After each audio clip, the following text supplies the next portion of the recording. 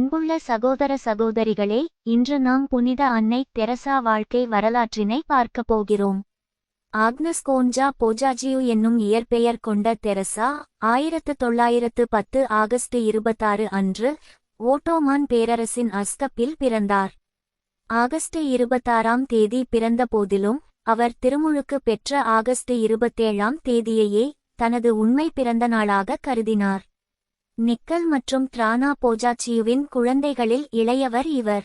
1919ஆம் ஆண்டில் ஆக்னஸுக்கு 8 வயதாயிருக்கும் போது அவரது தந்தை காலமானார்.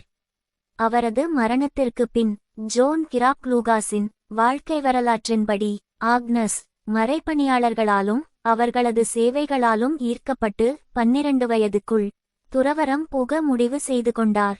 தனது 18ஆம் வயதில் அவர் வீட்டை விட்டு வெளியேறி லொரேட்டோ சகோதரிகளின் சபையில் மறைப்பணியாளராக தன்னை இணைத்துக் கொண்டார்.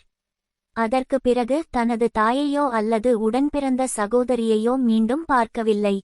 ஆக்னஸ் பள்ளி குழந்தைகளுக்கு கல்வி கற்பிக்க லொரேட்டோ சகோதரிகள் பயன்படுத்தும் மொழியான ஆங்கிலத்தை கற்பதற்காக அயர்லாந்தின் ரக்பர்ன்காமில் உள்ள லொரேட்டோ கன்னியர் மடத்திற்கு முதலில் சென்றார்.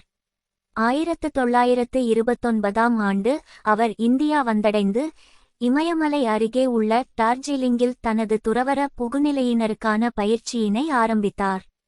தனது முதல் நிலை துறவற உறுதிமொழியினை அவர் 1931 மே 24 அன்று அளித்தார். அவ்வமயம் மறைப்பணியாளரின் பாதுகாவலரான லிசியே நகரின் தெரேசாவின் பெயரை தேர்ந்தெடுத்துக் கொண்டார். கிழக்கு கல்கத்தாவின் லொரேட்டோ கன்னியர் மடப்பள்ளியில் தனது இறுதி துறவற உறுதிமொழியினை 1937 மே 14ஆம் தேதி அளித்தார்.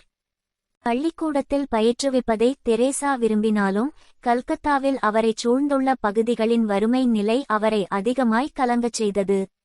1943 பஞ்சம் துயரத்தையும் சாவையும் நகரத்துக்கு கொணர்ந்தது. 1946 இந்து முஸ்லிம் வன்முறை நகரத்தை நம்பிக்கையின்மையிலும் அச்சத்திலும் ஆழ்த்தியது. செப்டம்பர் 10 1946 இம்மாண்டு தியானத்திற்காக கல்கத்தாவிலிருந்து டார்ஜிலிங்கின் லொரேட்டோ கன்னிமடத்திற்கு தெரேசா பயணம் செய்த பொழுது அவருக்கு நேர்ந்த உள் உணர்வை அவர் பின்னாட்களில் அழைப்பினுள் நிகழ்ந்த அழைப்பு என அழைத்தார். நான் கன்னியர் மடத்தை விட்டு வெளியேறி ஏழைகள் மத்தியில் வாழ்ந்து கொண்டே அவர்களுக்கு உதவ வேண்டும். அது கடவுளின் கட்டளை. அதனை தவறுவது இறை நம்பிக்கையை மறுதலிப்பதற்கு ஒப்பானது என்றார். அவர் 1948ஆம் ஆண்டில் ஏழைகளுடனான தனது சேவையை ஆரம்பித்தார். லொரேட்டோ துறவற சபையின் உடைகளைக் களைந்து நீல கரையிடப்பட்ட சாதாரண வெண்ணிற பருத்தி புடவையை அணிந்தவராய் இந்திய குடியுரிமையினை பெற்றுக்கொண்டு குடிசை பகுதிகளுக்கு சேவை செய்தார். தொடக்கத்தில் மோதிஜில்லில் பள்ளிக்கூடம் ஆரம்பித்தவர் பின்னர் ஆதரவற்றோர் மற்றும் பசியினால் வாடுவோரின் தேவைகளை நிறைவேற்றத் தொடங்கினார். அவரது முயற்சிகள் விரைவிலேயே பிரதமர் உட்பட இந்தியாவின் உயர் அதிகாரிகளின் கவனத்தை அவர் பக்கம் ஈர்த்து அவர்களது பாராட்டுதலை பெற்றுத்தந்தன. தெரேசா தனது நாட்குறிப்பில் தனது முதல் வருடம் துன்பங்கள் நிறைந்ததென்றும் வருமானமில்லாத காரணத்தால் உணவுக்காகவும் ஏனைய பொருட்களுக்காகவும் யாசிக்க நேர்ந்ததென்றும் ஆரம்ப நாட்களில் தனிமையும் கன்னிமடத்தின் வசதிகளுக்கு திரும்பும் சலனமும் ஏற்பட்டதென்றும் தனது நாட்குறிப்பில் எழுதினார். 1950 அக்டோபர் 7ஆம் தேதி பிறர் அன்பின் பணியாளர் சபையை மறைமாவட்ட அளவில் துவக்க தெரசாவுக்கு கத்தோலிக்க திருச்சபையில் அனுமதி அளிக்கப்பட்டது. அச்சபையின் குறிக்கோளாக அவர் கூறியது உண்ண உணவற்றவர்கள், உடுத்த உடையற்றவர்கள், முடமானவர்கள், குருடர்கள், தொழு நோயாளிகள் போன்றோர்களையும் தங்களை சமூகத்திற்கே தேவையற்றவர்களெனவும் அன்பு செய்யப்படாதவர்களெனவும் கவனிக்கப்படாதவர்களென எண்ணிக்கொண்டிருப்பவர்களையும் சமூகத்திற்கே பெரும் பாரமென்று எண்ணப்பட்டு அனைவராலும் புறக்கணிக்கப்பட்டவர்களையும் கவனித்தலே ஆகும். கொல்கத்தாவில் 13 உறுப்பினர்களைக் கொண்ட சிறியதொரு அமைப்பாக ஆரம்பிக்கப்பட்ட இச்சபை இன்று 6000க்கும் மேலான அருட்சகோதரிகளால் நடத்தப்படும் அனாதை இல்லங்களையும் எய்ட்ஸ் நல்வாழ்வு மையங்களையும் தொண்டு மையங்களையும் தன்னகத்தே கொண்டு அகதிகள், குருடர், ஊனமுற்றோர், முதியோர், மது அடிமைகள், ஏழை எளியோர், வெள்ளத்தினாலும் தொற்று நோயாலும் பஞ்சத்தாலும் பாதிக்கப்பட்டவர்கள் போன்றவர்களை கவனிக்கும் இடமாகவும் இருக்கிறது. 1952ஆம் ஆண்டில் கல்கத்தா நகரில் ஒதுக்கப்பட்ட இடத்தில் அன்னை தெரேசா இறப்பின் வாயிலிருப்போருக்கு முதல் இல்லத்தை ஏற்படுத்தினார். இந்திய அதிகாரிகளின் துணை கொண்டு அவர் புழக்கமற்ற ஒரு இந்து கோயிலை ஏழைகளுக்கான நல்வாழ்வு மையமாக மாற்றி அதற்கு இறப்பின் வாயிலிருப்போருக்கான காளிகாட் இல்லம் என்று பெயரிட்டார். பின்னர் அதனை தூய இதயமுடையோர்களின் காளிகாட் இல்லம் என்று மாற்று பெயரிட்டு அழைத்தார். இவ்வில்லத்திற்கு கொண்டு வரப்படுபவர்களுக்கு மருத்துவ கவனிப்பும் அவர்களின் சொந்த சமயச்சடங்குகளுடனான இறப்பும் அடக்கமும் அளிக்கப்பட்டது. இஸ்லாமியர்களுக்கு திருக்குரானும் இந்துக்களுக்கு கங்கை நீரும் கத்தோலிக்கர்களுக்கு நோயில் பூசுதலும் கிடைத்தன. அன்னை தெரேசா தொழு நோயால் அவதிப்படுபவர்களுக்குரிய நலவாழ்வு மையமான சாந்தி நகரை துவக்கினார். பிறர் அன்பின் பணியாளர் சபை கல்கத்தா முழுவதும் மேலும் பல தொழுநோய் கூர்நோக்கு மருந்தகங்களை தோற்றுவித்து அவற்றின் மூலம் மருந்து பொருட்கள் காயங்களைக் கட்டும் துணிகளையும் உணவையும் வழங்கி வந்தது.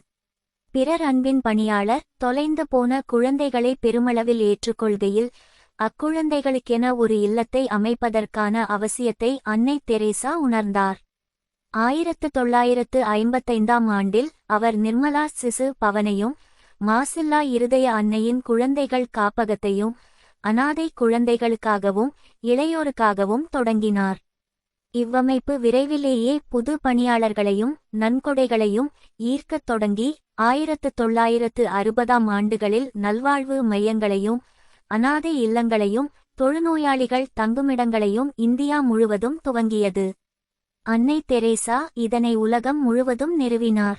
இந்தியாவுக்கு வெளியே இவ்வமைப்புகளின் முதல் இல்லம் வெனிசுலா நாட்டில் 5 அருட்சகோதரிகளை கொண்டு ஆரம்பிக்கப்பட்டது. அதனைத் தொடர்ந்து 1968ஆம் ஆண்டில் ரோமிலும் தான்சானியாவிலும் ஆஸ்திரியாவிலும் தொடங்கப்பட்டது.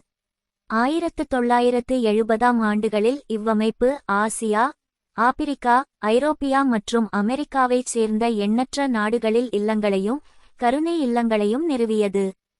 அவரது தத்துவமும் செயல்படுத்தும் விதமும் சிலரது விமர்சனத்திற்குள்ளாயின. அன்னை தெரேசாவை விமர்சித்தவர்கள் அவருக்கெதிராக காட்டுவதற்கு எள்ளளவேனும் ஆதாரம் இல்லை. டேவிட் ஸ்காட் அன்னை தெரேசா வறுமையை அடியோடு ஒழிக்க முனையாமல் மக்களை உயிர்வாழ வைப்பதோடு தன் சேவையை நிறுத்திக் கொண்டாரென கூறுகிறார்.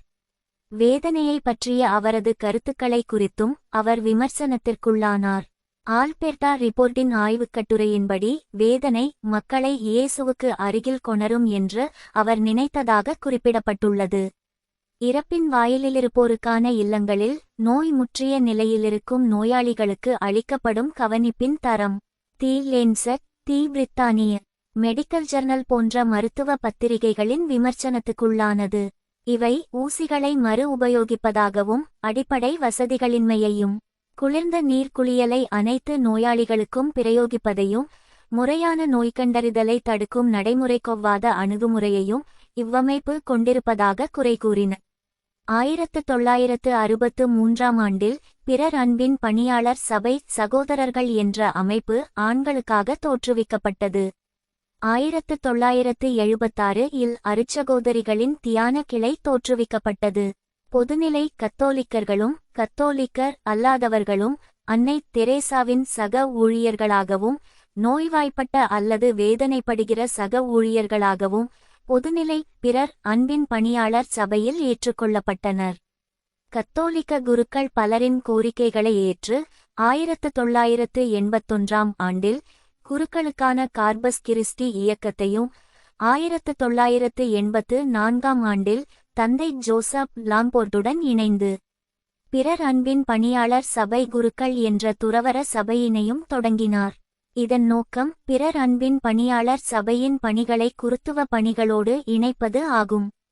2007ஆம் ஆண்டுக்குள் பிறர் அன்பின் பணியாளர் சபை ஏறத்தாழ 450 அருட்சகோதரர்களையும் 120 நாடுகளில் 60,000 சேவை மையங்கள், பள்ளிகள் மற்றும் தங்குமிடங்களை இயக்கிக் கொண்டிருக்கும் 5000 அருட்சகோதரிகளையும் கொண்டிருந்தது. 1983இல் திருத்தந்தை 2ஆம் அருள் சின்னப்பரை ரோமையில் சந்தித்த பொழுது அன்னை தெரசாவுக்கு மாரடைப்பு ஏற்பட்டது. 1989 இல் இரண்டாவது முறையாக ஏற்பட்ட மாரடைப்புக்கு பிறகு அவருக்கு செயற்கை இதயமுடுக்கி பொருத்தப்பட்டது. 1991 இல் மெக்சிகோவில் நிமோனியாவுடனான போராட்டத்திற்கு பிறகு அவர் மீண்டும் இதயக் கோளாறுகளால் அவதிப்பட்டார். பிறர் அன்பின் பணியாளர் சபையின் தலைமை பொறுப்பிலிருந்து விலக முன்வந்தார். ஆனால் இவ்வமைப்பின் அருட்சகோதரிகள் இரகசிய தேர்தலின் மூலம் அவர் அப்பணியிலேயே தொடர்ந்திருக்க செய்தனர். ஏப்ரல் 1996 அன்னை தெரேசா கீழே விழுந்து அவரது காரை எலும்பு முறிந்தது. ஆகஸ்டில் மலேரியாவினாலும் இதய கீழறை கோளாறினாலும் அவதிப்பட்டார். இதய அறுவை சிகிச்சைக்குட்பட்ட போதிலும் அவரது உடல்நிலை மோசமாகிக் கொண்டிருந்தது. மார்ச் 13, 1997 இல் அவர் மிஷனரிஸ் ஆஃப் சேரிட்டியின் தலைமை பொறுப்பிலிருந்து விலகினார். செப்டம்பர் 5, 1997 இல் மரணமடைந்தார். செப்டம்பர் 1997 இல் இறுதிச்சடங்கிற்கு முன்னதாக ஒரு வாரம் அன்னை தெரேசாவின் உடல் கொல்கத்தாவின் புனித தோமையார் ஆலயத்தில் பொதுமக்கள் பார்வைக்கு வைக்கப்பட்டிருந்தது. அனைத்து மத ஏழைகளுக்கும் அவர் ஆற்றிய தொண்டுக்கு பரிகாரமாக இந்திய அரசின் அரசு மரியாதையுடன் இறுதிச்சடங்கு செய்யப்பட்டது. 1962 இல் பத்மஸ்ரீ விருது, 1972 இல் பன்னாட்டு புரிந்துணர்வுக்கான ஜவஹர்லால் நேரு விருது, 1980 இல் இந்தியாவின் உயரிய விருதான பாரத ரத்னா உட்பட இந்திய உயர்விருதுகளை அடுத்த 10 ஆண்டுகளில் பெற்றார். அவரது அதிகாரபூர்வ வாழ்க்கைச் சரித்திரம் இந்திய ஆட்சி பணியாளரான நவீன் சாவ்லாவால் எழுதப்பட்டு 1992 இல் வெளியிடப்பட்டது. அமெரிக்க ஜனாதிபதி ரானல்ட் ரேகன் அன்னை தெரசாவுக்கு விடுதலைக்கான அதிபரின் பதக்கத்தை 1985 இல் வெள்ளை மாளிகையில் நடந்த விழாவில் வழங்கி கௌரவித்தார். தெற்காசிய மற்றும் கிழக்காசிய சேவைகளுக்காக 1962 இல் பன்னாட்டு புரிந்துணர்தலுக்கான பிலிப்பைன்ஸின் ரமன் மக்சேசே விருதை பெற்றார். அயல்நாடுகளில் தாழ்த்தப்பட்ட ஏழைகளின் மீதான கருணை நிறைந்த கவனத்தையும் அதற்காகவே அவர் வழிநடத்திச் செல்லும் புதிய சபையையும் இவ்விருதின் தீர்வுக் குழுமம் அங்கீகரிக்கிறது என்று விருதில் குறிப்பிடப்பட்டிருந்தது. 1970களின் தொடக்கத்திற்குள் அன்னை தெரேசா அனைத்துலகாலும் அறியப்பட்டார். 1969 இன் ஆவணப்படமான மேல்கம் முக்கேரிச் அன் சம்திங் பியூட்டிஃபுல் பார்க்காட் இம் அதே தலைப்புடைய அவரது புத்தகமும் அவரது புகழுக்கு வித்திட்டவைகளில் முக்கியமானவை ஆகும்.